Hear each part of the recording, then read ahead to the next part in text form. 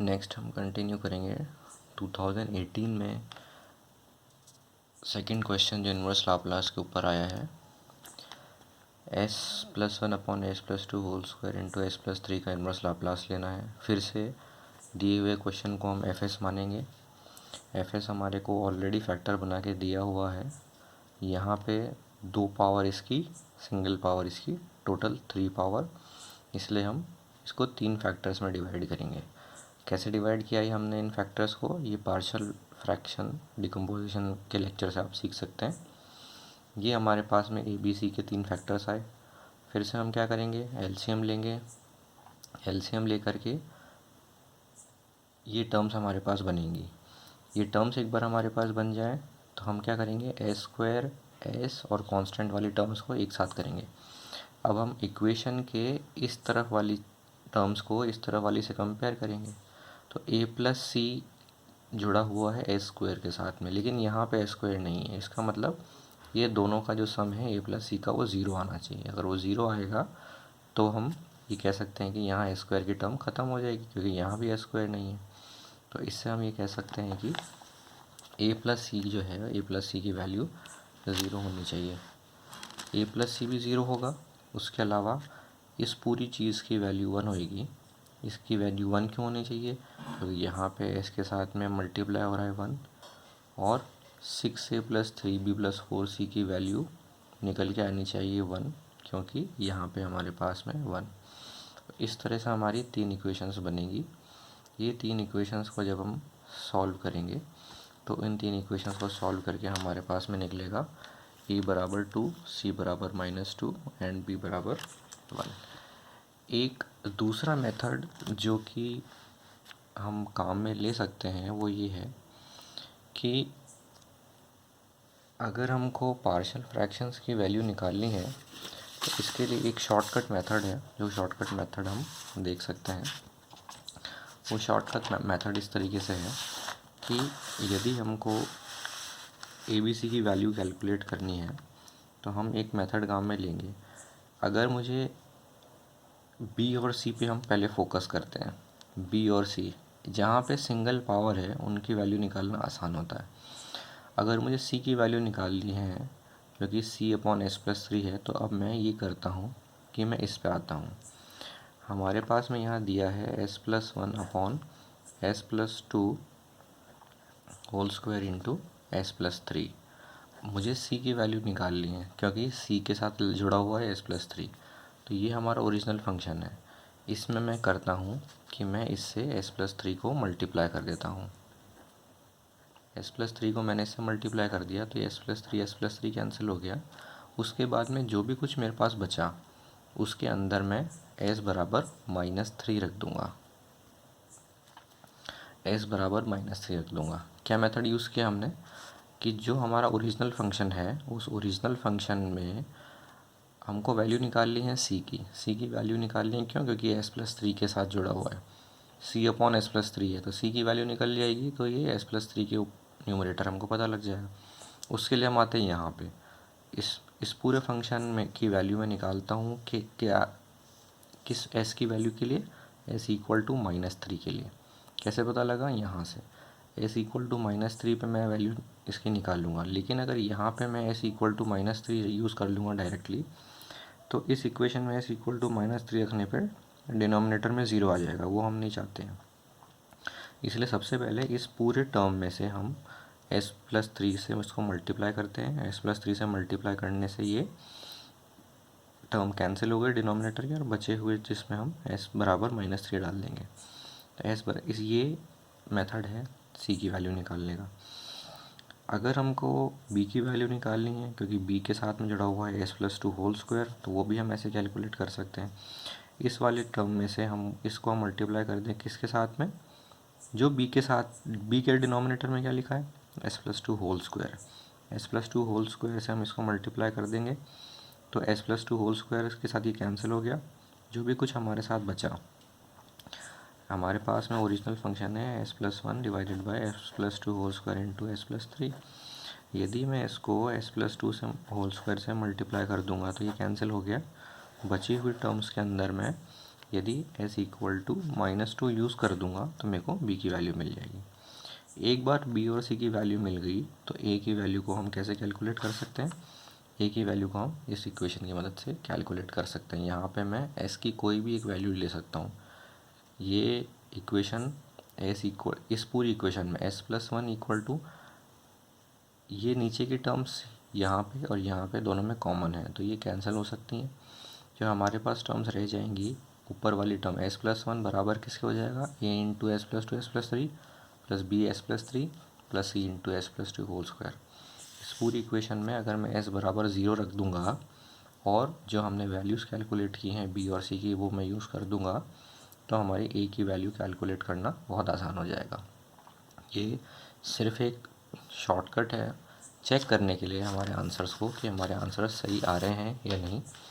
ये मेथड कभी भी हम एग्ज़ाम में यूज़ नहीं कर सकते हैं। एग्ज़ाम में मेथड हमको यही यूज़ करना है कि हम दोनों तरफ की वैल्यू को a प्लस सी को कंपेयर करेंगे 0 से, a plus c equal to 0, 5a plus b plus 4c बराबर 1 और 6a plus 3b plus 4c equal to 1 करके हम a और a b c की ये वैल्यूज़ डिराइव करेंगे।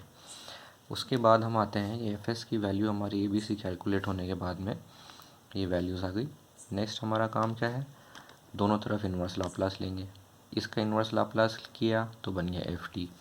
इसका इन्वर्स लाप्लास लेने के लिए हमने इसके पीछे लगा दिया L इन्वर्स लगा करके ये 3 टर्म है, तीनों का अलग अलग लाप्लास इन्वर्स लेना है। इसका इन्वर्स लाप्लास लेने के लिए 2 बाहर निकाला तो ये फार्मूला बना 1/s प्लस ए का। ये फिर से बन गया 1/s प्लस ए। दोनों का वैल्यू e की पावर -80 ut, e की पावर -80 ut। ये जो टर्म हमारे पास दे रखी है ये हमारे पास में कैसे आएगी? यदि मैं 1/s प्लस 2 का डिफ्रेंसिएशन करूँगा तो जो डेरिवेटिव वाली मेरी प्रॉपर्टी है उसकी मदद से हम इसको कैलकुलेट करेंगे। अब इसका होगा क्या कि इसका जो भी कुछ लाप्लास निकलता है, इस वाली टर्म का जो भी कुछ लाप्लास इन्वर्स लाप्लास निकलता है, 1/s प्लस 2 का जो भी इन्वर्स लाप्लास निकलता है, यदि मैं उसको -t से मल्टीप्लाई कर देता हूँ, 1/s प्लस 2 के इन्वर्स लाप्लास को -t से मल्टीप्लाई कर देता हूँ तो इस पूरी चीज़ का इन्वर्स लाप्लास मेरे पास आ जाएगा। तो हमने ये माइनस बाहर रहने दिया और यहाँ पे प्लस आएगा। यहाँ प्लस क्यों आएगा? क्योंकि इसका डिफ्रेंसिएशन करेंगे तो -1/s प्लस 2 होल स्क्वायर बनेगा। और फाइनल आंसर के लिए वापस हमारा -t मल्टीप्लाई होगा किससे? जो भी इसका इन्वर्स लाप्लास होगा, इसका इन्वर्स लाप्लास e की पावर -2t ut, और उसको हमको मल्टीप्लाई करना है -t से। ये हमारा फाइनल आंसर हुआ। नेक्स्ट हम देखते हैं 2017 में आया हुआ क्वेश्चन, इन्वर्स लाप्लास इस फंक्शन का लेना है। फिर से इसको fs अज्यूम किया हमने कि fs है। ये क्वेश्चन थोड़ा सा ट्रिकी इसलिए है क्योंकि यहाँ पे पावर 3 दे रखी है, टोटल पावर 3 है तो हमको इसको 3 फैक्टर में विभाजित करना रहेगा। कोई s स्क्वायर नहीं है अंदर, इसका मतलब सीधा सीधा a b c आएगा, ऊपर कुछ b s plus c type की चीज़ नहीं आएगी। और फिर से हमको इसका एलसीएम लेना है। ये क्वेश्चन में टर्म्स ज़रूर कॉम्प्लिकेटेड दिख रही हैं लेकिन इसकी कैलकुलेशन उतनी ही आसान हो जाएगी। फिर से हमको एलसीएम लेना है। एलसीएम लेने के बाद में s+1 होल क्यूब यहाँ से और यहाँ से हम कैंसिल कर सकते हैं और ए स्क्वायर की टर्म को, ए स्क्वायर के साथ में है a इधर, तो ये इक्वेशन बनी कहाँ से? इससे बनी है। तो जो ए स्क्वायर के साथ में चीज़ यहाँ है वही यहाँ होनी चाहिए। यहाँ ए स्क्वायर के साथ में a है, यहाँ ए स्क्वायर के साथ में 2 है, इसका मतलब a की वैल्यू 2 के बराबर होनी चाहिए। 2a प्लस बी की वैल्यू 5 होनी चाहिए और a प्लस बी प्लस सी का मान 2 के बराबर होना चाहिए। इससे हम जब कैलकुलेट करते हैं तो हमारे a b c की वैल्यू 2, 1 और -1 आती है। इसके हिसाब से हमारा fs जो है वो इस फंक्शन में कन्वर्ट होगा। नेक्स्ट फिर से हमको इधर और इधर दोनों तरफ इन्वर्स लाप्लास लेना है। इसका इन्वर्स लाप्लास लिया तो ft बना। इस पूरे का इन्वर्स लाप्लास हम ले सकते हैं आराम से। अब ये थोड़ा सा ट्रिकी अब ये हो गया कि 2/s प्लस 1 में 2 को हम बाहर निकाल लेंगे। 2 को बाहर निकालने के बाद में s+1 का इन्वर्स लाप्लास लिया, सीधा सीधा e की पावर -t ut आ गया। नेक्स्ट हम देखेंगे इस वाली टर्म को, ये कैसे मिली? ये मिली मेरे को इसका डिफ्रेंसिएशन करने से। इसका डिफरेंशिएशन करने से हमारे पास में ये आता है, यानी कि लाप्लास इन्वर्स अगर करना है इसका तो हम इसको लिख सकते हैं, ये लाप्लास इन्वर्स है D by D S of this thing, D by D S of 1/s+1 के। तो अगर मेरे को इसका इन्वर्स लाप्लास चाहिए तो मैं इसके इन्वर्स लाप्लास को -t से मल्टीप्लाई कर दूंगा। यहाँ पे ध्यान देने वाली बात ये है कि ये प्लस था, यहाँ मैंने माइनस कर दिया, क्योंकि इसका डिफ्रेंशिएशन करते हैं तो वो बनेगा -1/s+1 तो वो माइनस और ये माइनस मिल के प्लस बन जाएंगे, और फाइनल रिजल्ट में इसका इन्वर्स लाप्लास बना e⁻ -t/ut। इसके होने के कारण वो मल्टीप्लाई हो गया -t से, तो ये -1 और -t मिलके प्लस हो गए। नेक्स्ट जो टर्म है वो कैसे आई, वो आई इसका 2 बार डिफरेंशिएशन करने से। 2 बार डिफरेंशिएशन, एक बार डिफरेंशिएशन किया तो -1/s+1 दोबारा डिफरेंशिएशन किया तो बना हमारा 2/s+1 तो ये हमारा बनेगा 2/s+, तो ऊपर 2 और नीचे 2 मिल करके ऊपर वाले 2 को हमने नीचे वाले 2 से कैंसिल कर दिया, तो हमने इसको 1/2 से मल्टीप्लाई डिवाइड किया। कहने का मतलब है कि 1/s+1 को अगर हम 2 बार डिफ्रेंशिएट करेंगे तो हमारी ये वाली टर्म निकल के आएगी।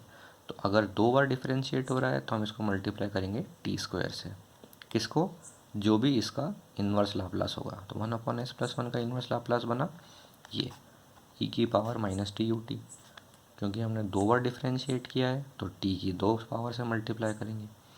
ये -2 क्यों आया, क्योंकि इसका 2 बार डिफ्रेंशिएशन करने पे न्यूमरेटर में 2 आता है, 2/s+1 बनता है। तो यहाँ पे हमारा 1/2 लगाया, क्योंकि इस 2 को हमको कैंसिल करना है।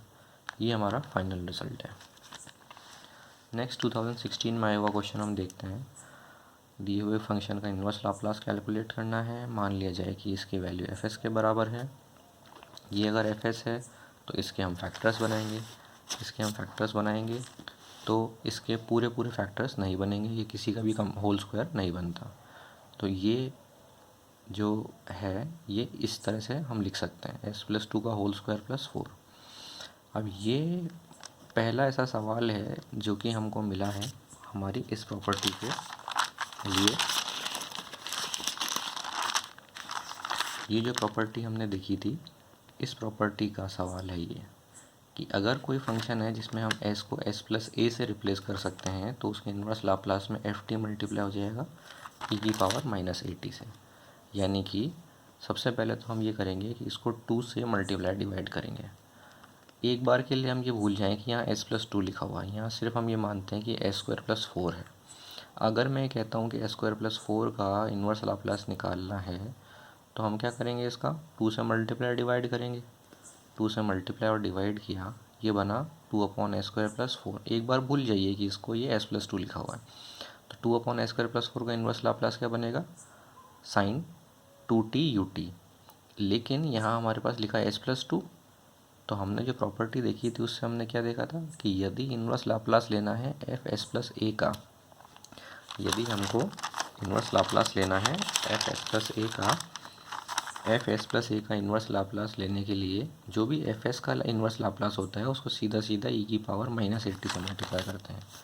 यानी कि अगर s+2 लिखा हुआ है मेरे पास इन्वर्स लाप्लास जिसका लेना है, तो जो इसका इन्वर्स लाप्लास होगा 2/s² + 4 का, 2/s² + 4 को हम मल्टीप्लाई कर देंगे e⁻−80 यानी e⁻−2t/ut से। ये फाइनल रिजल्ट के अंदर ut भी लगेगा इसके अंदर। तो ये जो क्वेश्चन है ये हमारा शिफ्टिंग प्रॉपर्टी से होगा, जो हमने फर्स्ट प्रॉपर्टी देखी। नेक्स्ट क्वेश्चन है, ये काफ़ी सिंपल क्वेश्चन है। यहाँ पे सीधी तीन टर्म्स दे रखी हैं। अब एग्ज़ाम में क्वेश्चन करने के लिए ज़रूरी है कि हमको लैंग्वेज भी पता हो। जो भी क्वेश्चन हमको दिया जा रहा है उसमें ज़रूरी है कि हम ये माने कि ये fs है, ये fs का मान है। उसके बाद हमको नेक्स्ट स्टेप लिखनी है कि हमको पार्शियल फ्रैक्शन डिकम्पोजिशन करना है। 1 power, second power, third power, तीन पावर्स हैं, तो 3 फैक्टर में हमने इसको डिवाइड किया।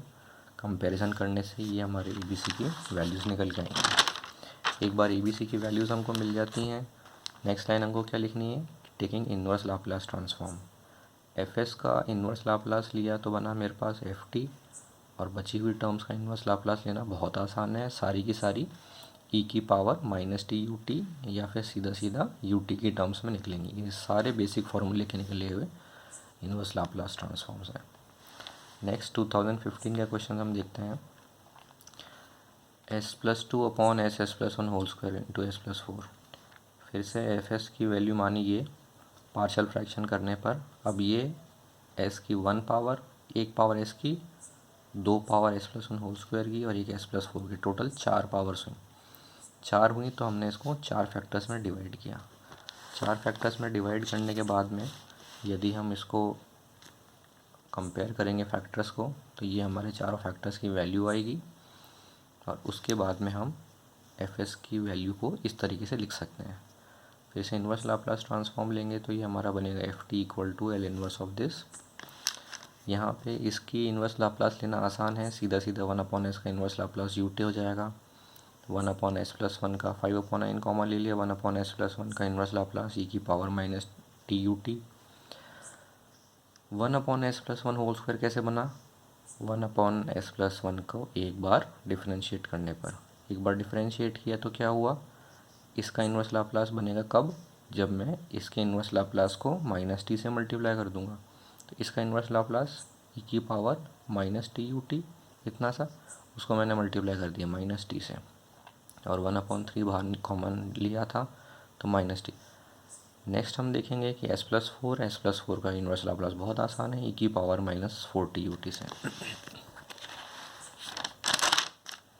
नेक्स्ट हम देखेंगे 2014 में आए हुए क्वेश्चन को।